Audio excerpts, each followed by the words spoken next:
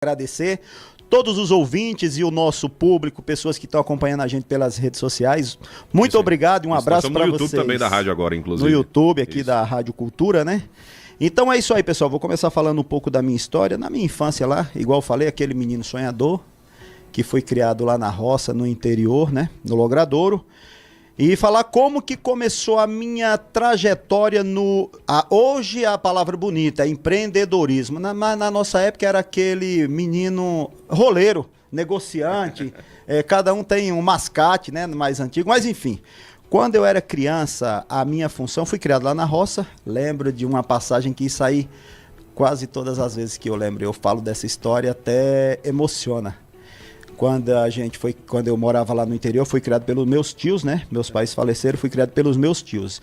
E eu morava na roça, uma família grande, onde a gente... não posso dizer que passei fome, passei vontades, né? Vontades de algumas coisas. Fome a gente nunca passou, porque a gente sempre foi guerreiro, como todas as pessoas aí do interior, né? Lutador. E nossa função, minha função era ou ir pra enxada, isso com 7, 8 anos de idade, tá? Tô falando bem criança mesmo. Quem é do interior sabe disso. Ou eu ia pra enxada ou eu ia matar bicho pra gente comer, que era natural. Hoje não mais, mas na época todo mundo, quem não comia um preá, um mocó, um alambu, uma rolinha, enfim. E eu comecei a matar bicho, né? Eu era o caçula, sou o caçula, e meus pais, meus outros irmãos mais velhos, eu ia pra roça, pra enxada. Também trabalhei de enxada, pouco, mas trabalhei. E aí eu comecei a matar tanto bicho, eu armava ratoeira, alguns conhecem como fojo, como quixó, para pegar preá. E eu armava várias. Eu comecei a matar tanto bicho que começou a sobrar. A gente não comia tudo, até porque lá não tinha geladeira, não tinha energia. Então a gente matava, botava no sol para secar. Começou a sobrar. E um dia eu pedi pro meu pai Arthur, que é quem me criou, era meu tio, se ele deixava eu vir com ele aqui na rua no dia de segunda-feira, que ele vinha toda segunda-feira para comprar o básico, que era o óleo, o alho, o sal, o açúcar, né, o café, o básico. E aí ele deixou eu vir com ele. Lembro como se fosse hoje. Eu peguei uma lata, aquelas latas de queroseno que a gente usava pro candeeiro, de 18 litros. E aí Mas não era o jacaré, não. Não tinha um óleo de jacaré, né? Botar o querosene. E era isso, queroseno e jacaré, que tinha um desenhozinho do jacaré. Boa. Isso mesmo, queroseno. E aí eu coloquei naquela lata, colocava uma camada de passarinhos, né? De preá, aí uma outra camadinha de folha, mais outros animais, mais folha, e aí, enfim, trouxe essa lata. Vendi para um cara ali perto da rodoviária, um bar que tinha lá abaixo da rodoviária. E aí na outra segunda-feira novamente, aí ele perguntou para mim se eu não teria condições, se eu conseguiria mais, porque tinha um bar de um primo dele, que também queria comprar para vender para os manguaça, tira gosto, né? E aí eu falei, consigo sim. Cheguei lá no Logradouro, eu acredito que até hoje tem pessoas lá que vai lembrar, se ouvir o que a gente tá conversando aqui, vai lembrar disso, que inclusive foi um parceiro meu. Contratei a molecadinha de lá para matar para mim. Molecadinha lá do Logradouro, da Jurema ali, da região. E aí eles matavam e eu comprava deles. Vamos imaginar que hoje, vamos dizer, que fosse R$1, uma rolinha, e eu vendia por 2 aqui. Então ali foi o meu primeiro negócio. Eu tinha 8 anos de idade. Eu comprava os passarinhos deles, matava os meus também e trazia e vendia aqui nos botecos, aqui em Serra Talhada. Já começou a empreender ali, né, Charles? 8 anos de idade. 8 anos de idade, tá vendo? Lembro também, eu vou dar isso aqui também, uma palavra é um conselho, vamos dizer assim, de incentivo, de força, garra, querer, que sempre falo, tá ruim, finge que não tá no bom, tá ruim, finge que tá bom e vai no ruim mesmo. Eu lembro que eu ia com meus primos, eu vou até citar nomes que eles lembram disso, que ela era Lelo, Non, Jaelso, Gilson, que era Josélio, Janildo, enfim, meus primos que moravam lá, que matavam e ia caçar comigo, e eu era o mais novo. E eu lembro que quando a gente ia caçar, o bicho normalmente está dentro de uma moita, de uma loca, de um buraco. E quando a moita balançava, alguns deles corriam com medo. Não sei que bicho tá ali dentro, vai me pegar. E comigo sempre foi assim, balançou a moita, vai pro espeto. Eu ia pra cima da moita, cutucava o que tava lá dentro e ia pro espeto. Nunca tive meio termo. Tem que ir fazer o que tem que ser feito, independente das limitações impostas. Se eu fosse me limitar, provavelmente hoje eu não estaria aqui, inclusive dando uma entrevista para vocês falando da minha história. Que bacana isso, né, Charles? Aí você vê, desculpa, Charles, até pegando um gancho da questão do empreendedorismo, né? Então, vamos lá, você falou de, primeiro, atitude, você teve que ter atitude, né? Ou seja, aliás, perdão, a percepção junto ao pai da oportunidade, você percebeu uma oportunidade a partir do momento da sobra, do que sobrava que você podia negociar, né? Depois, a questão da crença, acreditar que aquilo daria certo, né? Você teve que acreditar, né? Você teve que vender para você mesmo, né? E depois a recorrência, ou seja, na outra semana já tinha outro negócio, você já envolveu seus primos, na outra semana possivelmente chegaram outras pessoas e aí começou a aumentar a produção, foi isso? Desse jeito.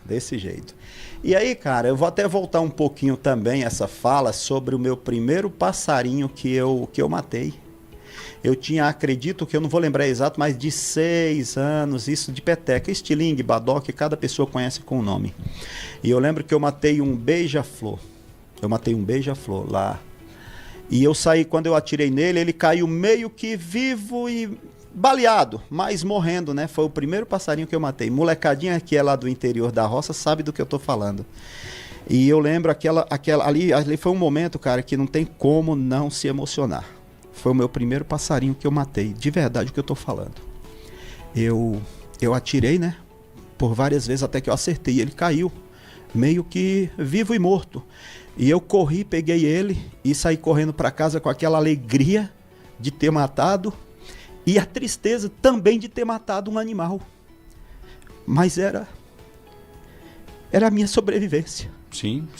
E eu saí correndo para casa. Matei, mãe, matei. Aquela alegria e ao mesmo tempo triste, com o coração apertado por ter matado, cara. Mas era necessidade, era necessário matar. A gente precisava. E, enfim, foi o meu primeiro passarinho que eu matei e não tem como eu falar desse assunto e não se emocionar. Porque... É percebido, Charles, né, Tony, a questão da necessidade que a gente vive, e a gente viveu um momento, principalmente até baseado na nossa faixa de idade, né, da questão do êxodo, né, que a gente ia muitas pessoas daqui, inclusive, que eu acredito que você vai contar um pouco sobre isso também, a questão de estar aqui para ir para os grandes capitais, né, e a necessidade que vinha naquele momento, a gente estava mais pela... A realizar a necessidade que a gente tinha, que era real, não tinha como fugir disso, né? E ao mesmo tempo, aí, na maturidade, hoje a gente mais velho, quando a gente olha lá para trás, a gente já vive de uma outra forma, com outra forma de enxergar as coisas, e traz isso à tona e dá um impacto, né, emocional, como você está trazendo isso agora. Sim. Isso é muito importante, é para a gente perceber de onde a gente veio, e você está trazendo suas raízes, inclusive, não é isso? De onde a gente veio, né? Enxergando que aquele momento... era uma alegria para uma necessidade e também, né, Tony, começa a gente perceber também hoje, inclusive, você como um grande defensor, né? Sim.